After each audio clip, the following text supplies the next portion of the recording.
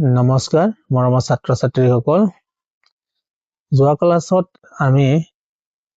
এটা অংশ আমি আলোচনা কৰিছিলো তাৰ পিছৰখিনি আজি আমি আলোচনা কৰিম তোমালোকে মন দি শুনিবা But in the hearts of all who live in that solitary house in the middle of the valley there was a single of help from God সেই উপত্যকাত থকা একমাত্ৰ ঘৰখনত থকা যিসকল লোক আছিল বা লেন্সৰ ঘৰৰ পৰিয়ালৰ লোকৰ সদস্যসকলৰ বা লেন্সৰ ঘৰত যিমান লোক আছিলে পৰিয়াল সেই পৰিয়ালৰ সকলোৰ অন্তৰত এটাই আশা আছিলে তেওঁলোকৰ there was a single hope আৰু সেই আশাটো হ'ল help from God ভগৱানৰ পৰা সহায় এতিয়া চোৱা লেন্সৰ ঘৰখন এতিয়া এটা খুব বেয়া দিন কষ্ট দিন চলি আছে তে সকলোৰে মনটো দুখেৰে ভৰি পৰিছিল তেনেস্থলত লেন্সই যাতে তেওঁ পৰিয়ালৰ লোকে অকন খকা বা সন্তুষ্ট হয় কনসোল কৰিবৰ কাৰণে তেওঁ এটা বাক্য কৈছে সেইটো হৈছে don't be so upset ইমানো দুখ নকৰিবা even though this seems like a total loss যদিও দেখাত এইখিনি সম্পূৰ্ণৰূপে ক্ষতি হৈছে বা ধ্বংস হৈছে remember মনত ৰখা উচিত no one dies of hunger কোনো মানুহ ভোকত নমৰে বা মৰা নাই that is what they say সেয়ে মানুহে কয় বা তেওঁলোকে কয় যে no one dies of hunger কোনো ভোকত নমৰে all through the night সেই ৰাতি গোটেই ৰাতি লেন্সো thought only of his one hope লেন্সই তেওঁ একেটা কথাই একেটা আশাকেই গোটেই ৰাতি চিন্তা কৰি আছিলে আৰু সেইটো আশাটো হ'ল the help of God ভগৱানৰ সহায় whose eyes as he had been instructed তেওঁ নিৰ্দেশ অনুসৰিহে এই গোটেইখিনি হৈছে তেওঁ অলৰেডি লেন্সৰ যি দুখ কষ্ট সকলোখিনি দেখা পাই আছে see everything সকলো দেখা পাই আছে ভগৱানে আৰু even what is deep in one's conscience ভগৱানে অকল বাহিৰৰ দুখ কষ্ট সেইখিনিয়ে নহয় এজন মানুহৰ অন্তৰাত্মাত কি আছে কি নাই সেইখিনিও তেওঁ বুজি পায় এতিয়া লেন্সৰ যি দুখ কষ্ট এটো তেওঁ যেটো 100 পেজৰ এটা বিচাৰি চিঠি লিখিছিল সেইটো তেওঁ বেয়া ইন্টেনশন নাই তেওঁ মনত বেয়া ভাৱ নাই তেওঁ অন্তৰ একেবাৰে সাফা আৰু তেওঁ যেটো অন্তৰ যি অনুভৱ সেইটো সেইটো জেনুইন হয় সেই গতিকে ভগৱানে সকলো দেখা পাই আছে অকল ভগৱানে বাহিৰৰ খিনি দুখ কষ্ট খিনিয়ে নহয় এজন মানুহৰ অন্তৰত বেয়া ভাৱ ভাল ভাৱ কি আছে সেইখিনি সকলো গম পায় অন্তৰাত্মাত কি আছে সকলোখিনি গম পায় সেইখিনি কথা ক'ব বিচাৰিছে ইয়াত তে লেন্সৰ ইয়াত তেওঁৰ বিশ্বাস যি আছে ভগৱানৰ সেইখিনি ইয়াত অকমান দাঙি ধৰিব বিচাৰিছে তাৰ পাছত কি আছে চোৱা লেন্সো was an ox of a man চক এটা ইমানেই কাম কৰা খুব পৰিশ্ৰমী লোক বুলি বুজাব বিচাৰিছে তে working like an animal তেওঁ এটা জন্তু যেনেবা ইয়াতে অক্স যেটো ধমৰা গৰু বা খাৰ বুলি ক'ব পাৰি তেওঁলোকৰ ধৰে কাম কৰা লোক বুজাব বিচাৰিছে working like an animal in the fields খেতি পথাৰত জীৱ-জন্তুৰ দৰে কাম কৰিছে but still he knew how to write কিন্তু তথাপিও তেওঁ গম পাইছিল তেওঁ জানিছিল how to write কেনেকৈ লিখা হয় অকমান শিক্ষিত আছিল লিখা পঢ়া গম পাইছিল লিখিব পৰা পঢ়িব পাৰিব the following Sunday তাৰ পৰৱৰ্তী দেওবাৰত at daybreak ৰাতিপুৱা দুকমুকালি he began to write a letter which he himself would carry to town তেওঁ এখন চিঠি লিখিবলৈ আৰম্ভ কৰিলে আৰু সেই চিঠিখন তেওঁ নিজে টাউনলৈ চহৰলৈ লৈ যাব and place in the mail আৰু নিজেই চিঠিখন মেইল কৰিব পঠিয়াব যাক পঠিয়াব তেওঁক নিজে পঠিয়াব পোষ্ট অফিচৰ জৰিয়তে it was nothing less than a letter to God আৰু সেই চিঠিখন একোই নাছিলে এই চিঠিখন আছিলে এখন চিঠি যি চিঠি ভগৱানলৈ লিখিছিল আশা কৰো তোমালোকে বুজি পাই আছে God he wrote তেওঁ লিখিব আৰম্ভ কৰিলে ভগৱান বুলি God বুলি if you don't help me my family and I will go hungry this year আপুনি যদি আমাক বা মোক সহায় নকৰে মই আৰু মোৰ পৰিয়াল will go hungry this year এই বছৰটো বুকতহে যাব বুকত কটাব লাগিব I need 100 pesos in order to show my feel again তেওঁ প্ৰয়োজন হৈ আছে বুলি কৈছে এটা 100 মানে পেসোস মানে ইয়াত মই আৰম্ভণিতে কৈছিলো যে লেটিন আমেৰিকাৰ কাৰেন্সি হয় যেনেকে ভাৰতীয় টকা বুলি কয় লেটিন আমেৰিকাৰ টকাটো পেসোস বুলি কয় in order to show my feel again যাতে তেওঁ আকৌ মানে খেতি কৰিব পাৰে and to live until the crops comes আৰু যেতিয়ালৈকে ফসল মানে উৎপাদন নহয় তেতিয়ালৈকে যাতে চলিব পাৰে এতিয়া খেতি কৰাৰ পিছত মানে যদি খেতিয়ে মানে ওপৰত নিৰ্ভৰ কৰি আছে এতিয়া খেতি মানে যে যিটো কোন খেতি কৰি আছিল বাকৈ খেতি কৰি আছিল খেতিটো খেতি কৰাৰ পিছত খেতিটো লগে লগে ফসলটো লগে লগে নাহে অকমান সময় লাগে ধৰিবলৈ গতিকে সেই সময়খিনিও যাতে মানে চলিব পাৰে তাৰ কাৰণেও মানে অকমান টকা লাগে আৰু শস্য পথাৰখিনি পুনৰ ৰোপণ কৰিবলৈ পুনৰ খেতি কৰিবলৈ টকাও লাগে সেইখিনি যাতে মানে কৰিব পাৰে আৰু খেতি উৎপাদন বা ফসল নোহোৱালৈকে যাতে চলিব পাৰে ঘৰখন সেইভাবে তেওঁ 100 পেসোস এটা বিচাৰি ভগৱানলৈ চিঠি লিখিছিল সেই গতিকে তেওঁ কৈছে যে কাৰণ the hailstorm ... কাৰণ সেই শিলাবৃষ্টিয়ে তেওঁ যি মানে খেতি আছিল সেইখিনি মানে সম্পূৰ্ণ ৰূপে ধ্বংস কৰি পেলালে বুলি তেনেকে ক'ব বিচাৰিছে আৰু তাৰ পাছত কি হ'ল চোৱা he wrote to God on the envelope তেওঁ এনভেলপৰ ওপৰত এনভেলপ মানে খাম চিঠিৰ যিটো খাম থাকে চিঠিৰ যিটো কভাৰ সেই খামৰ ওপৰত তেওঁ লিখিলে টু গড বুলি মানে ভগৱানলৈ put the letter inside তাৰ পাছত সেই চিঠিখন ভিতৰত ভৰুৱালে and still travel went to town আৰু কষ্ট কৰি তেওঁ টাউনলৈ গ'ল at the post office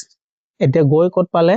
ডাকঘৰত মানে পোষ্ট অফিসত গৈ পালে he placed a stamp on the letter আৰু সেই চিঠিখনৰ ওপৰত তেওঁ এটা ষ্টাম্প মাৰি ললে and drop it into the mailbox আৰু সেই চিঠিখন কত পেলালে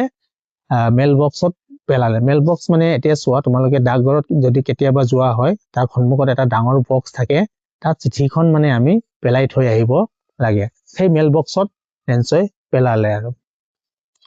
one of the employees who was a postman and also helped at the post office এতিয়া এজন কৰ্মচাৰী যিয়ে পোষ্টমেন আছিল সেই কৰ্মচাৰীজন কি আছিল তেওঁ পেছাত মানে পোষ্টমেন আছিল পিয়ন আছিল and also helped at the post office আৰু পোষ্ট অফিসৰ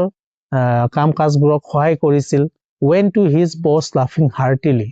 তেওঁ সেই চিঠিখন পাইছে চাগে হাতত পাই তেওঁ সেই চিঠিখন মানে তেওঁ একেবাৰে বৰকৈ হাঁহি and showed him the letter to God আৰু সেই চিঠিখন লৈ তেওঁ এতিয়া পোষ্টমেন জনে পোষ্টখন কোনে চলায় পোষ্ট মাষ্টাৰে চলায় গতিকে বস মানে ইয়াতে কোন পোষ্ট মাষ্টাৰক বুজাব যেনেকে বেংকত বেংক মেনেজাৰ জনে বেংকটো চলায় সুচাৰু ৰূপে তেনেকে পোষ্ট অফিস এটাত সেই পোষ্ট মাষ্টাৰ জনে চলায় এটা বেংকৰ ব্ৰাঞ্চত বেংক মেনেজাৰে চলায় আৰু এটা পোষ্ট অফিসৰ পোষ্ট মাষ্টাৰে চলায় সেইয়া আৰু কথাটো তেওঁ সেই চিঠিখন লৈ তেওঁ বছৰ ওচৰলৈ গ'ল যিটো চিঠি ভগৱানলৈ লিখিছিল never in his career as a postman had he known that address আৰু তেওঁ গৈ ক'লে যে তেওঁ কৰ্মচাৰী চাকৰি জীৱনত আজিলৈকে সেই যিটো ঠিকনা চিঠিখনৰ যি ঠিকনা লিখি গৈছে টু গড বুলি সেই ঠিকনাটো মানে তেওঁ আজিলৈকে গম পোৱা নাই বুলি ক'লে আৰু the postmaster a fate amiable এতিয়া সেই পোষ্টমাষ্টাৰজন আছিলে অকমান খকত আৰু এমিয়েবল মানে কি হাঁহি ধেমালি কৰি ভাল পোৱা লোক মানে তাৰ কাকতে দিয়া আছে চোৱা amiable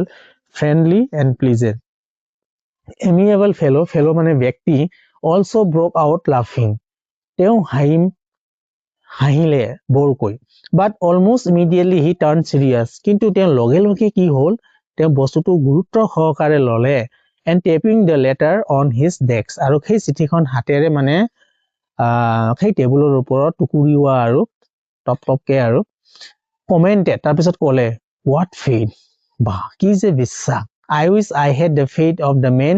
who wrote this letter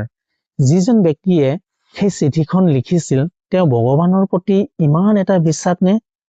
সেই বিশ্বাসটো মানে তেওঁ মানে বিচাৰিছে মানে মোৰো যদি সেই বিশ্বাসটো মানে যদি থকা হেতেন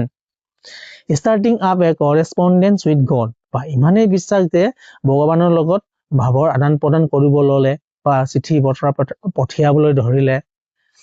so in order not to shake the writer's faith in God the postmaster came up with an idea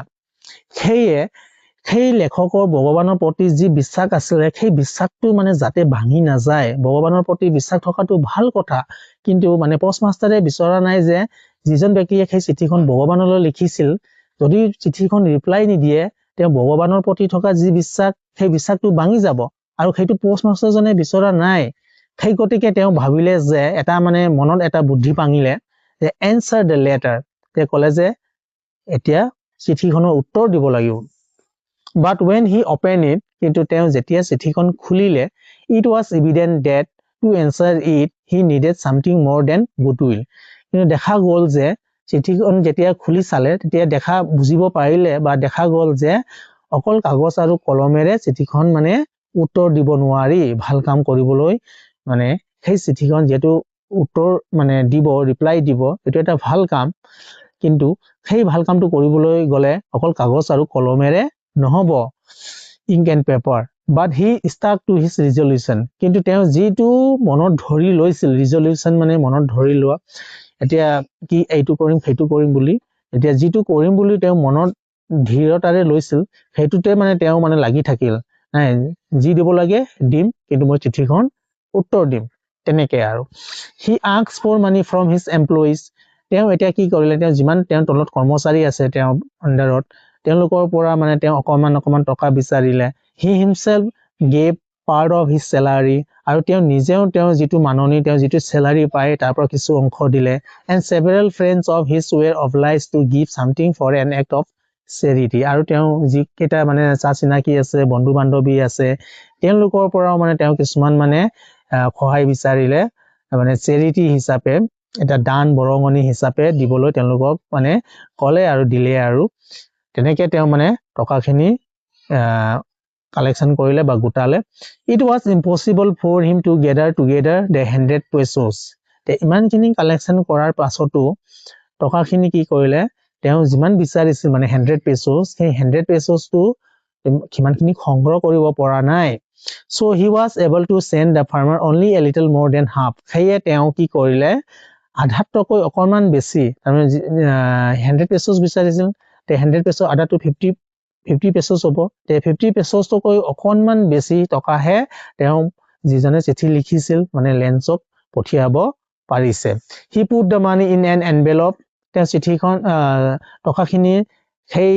এটা এনভেলপৰ ভিতৰত খুমুৱাই দিলে এড্ৰেছ টু লেন্সো আৰু তাৰ ঠিকনাটো লেন্সৰ নামত দিলে and with it a letter containing only a single word as a signature got আৰু সেই টকাখিনিৰ লগত এটা সৰু এটা চিঠি দিছিল আৰু সেই চিঠিখনত একো এটা লিখা নাছিল এটা শব্দই লিখিছিল সিগনেচাৰ হিচাপে সহি হিচাপে আৰু সেইটো আছিল